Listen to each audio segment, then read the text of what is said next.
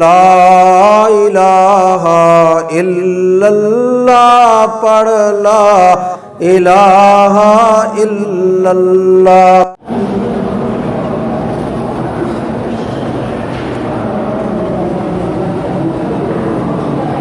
ہمارے محلے میں ایک مسجد ہے، وہاں شیعہ لوگ بھی رہتے ہیں، محلے والوں نے آدھی مسجد شیعہ کو دے دی۔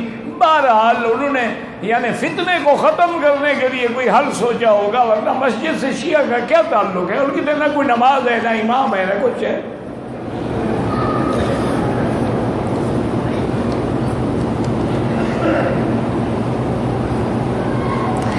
مجھے اللہ نے 4 لڑکیاں دی ہیں، میں نے ایک گائے خرید کر چاروں کا عقیقہ کر دیا ہے۔